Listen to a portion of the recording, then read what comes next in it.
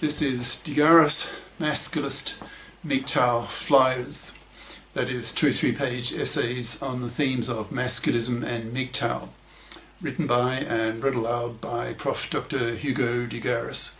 This is flyer number 541, part 2, entitled Masculists Confront Monoconscious Feminists with their own hypocrisy. Carrying straight on.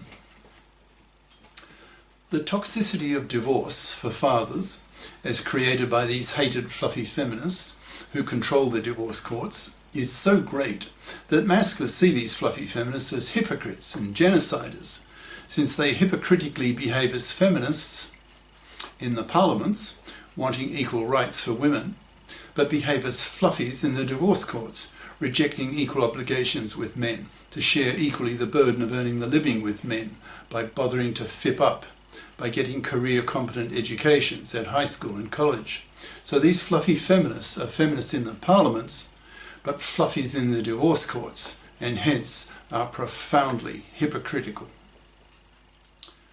But they're even worse, since they have become indirect genociders, since they have made divorce so toxic for divorcing fathers that they have made marriage and paternity toxic for young men. That they have... So 2/3 of young men in many countries now reject marriage and paternity, thus crashing the birth rate, which is causing whole populations to die out. So these fluffy feminists are seen by the masculists as indirect genociders who have to be stopped with bullets if necessary in a sex war. One father in 4 gets butchered by these hated fluffy feminist controlled divorce courts. That is, millions of men every year, year after year, which is one of the major gender crimes that women commit against men that last decades of a man's life. The third major gender crime that women commit against men that lasts decades is forced fatherhood, where the woman forces a man to pay for a kid he doesn't want for decades of his life, forcing him into manslavery. For example, a woman who is living with a man is in her 30s and is feeling real baby rabies. She really wants to get pregnant while she still can, since her biological clock is ticking hard. But her boyfriend has stated clearly to her that he does not want a kid. So millions of women then lie to their husbands slash boyfriends slash partners that she's taking the pill, but isn't, gets pregnant, then forces the father to pay for the kid.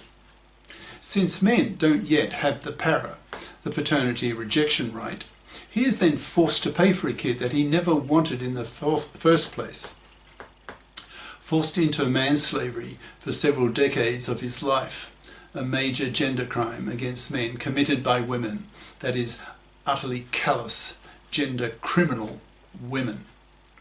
The fact that women have the maternity rejection right, and men don't yet have the paternity rejection right, is seen by masculists as the most blatant form of sexual discrimination that exists, and it's not against women, but against men.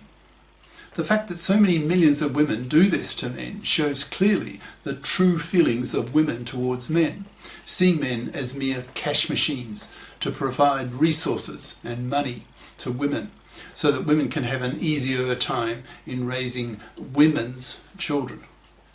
This callousness and abuse of men makes such women hated by masculists, so we want gender laws to be legislated to stop this kind of abuse. Related to this third major gender crime that women commit against men is that of paternity fraud, in which the husband is not the father. Recently, I saw a video of a UK study giving the percentages of pregnancies that involved paternity fraud. There were large differences in the rates depending on the socio-economic class of the women. In the highest class, the percentage was low, only about 1%. However, in the lowest class, it was up to 30%. To combat this massive gender crime against men, the masculists want the establishment of the OPTAB, that's OPTAB, that's obligatory paternity testing at birth for all births, which will put a stop to women's paternity fraud. Since if the husband learns that the kid is not his, he can use the para to avoid paying for a kid that is not his, in brackets, which would then force the mother to bear full costs of the kid. And if he has strong evidence that she has lied to him, he can then prosecute her for paternity fraud, sending her to jail for years, where she will have to work in jail to earn her living, to pay back the taxpayer for paying the costs of her imprisonment and the costs of the kid. To legislate the OPTAB and the para, the Masculists want the establishment of GECs, that's GECs, that's Gender Equality Committees, in the parliaments that consist half of female feminists and half of male masculists, so that the gender issues of both sexes are dealt with equally, which is far from being the case today.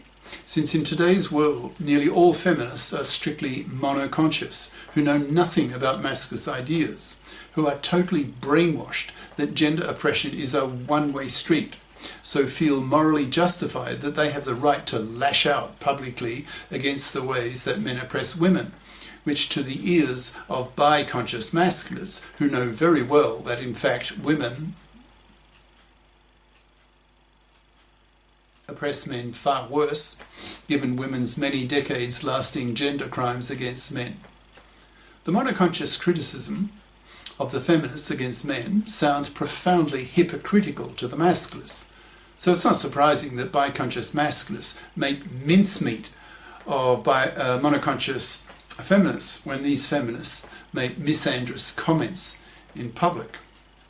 Very angry, hateful masculists then bite the fucking heads off these monoconscious feminists, telling them what hypocrites they are, given that women are far worse gender oppressing offenders than men are. So biconscious masculists feel they have every right to lash out at monoconscious feminists for their hypocrisy, labelling such feminists as MFBs, that's monoconscious feminazi bigots, who remain closed-minded towards the idea that gender oppression is in fact a two-way street, and that in fact women oppress men worse with their decades-lasting oppressions of men. For example, the major gender crimes committed by women against men, listed and described above. It will take some time for the masculists to educate monoconscious feminists into becoming biconscious, so the transition process will inevitably be verbally bloody and vicious, as very angry biconscious masculists bite the fucking heads off the very angry monoconscious feminists who have been brainwashed for 6 decades that gender oppression is a one-way street. So for the next few years there will be no meeting of minds, as the irresistible force of biconscious masculism clashes violently with the immovable mass of monoconscious feminism.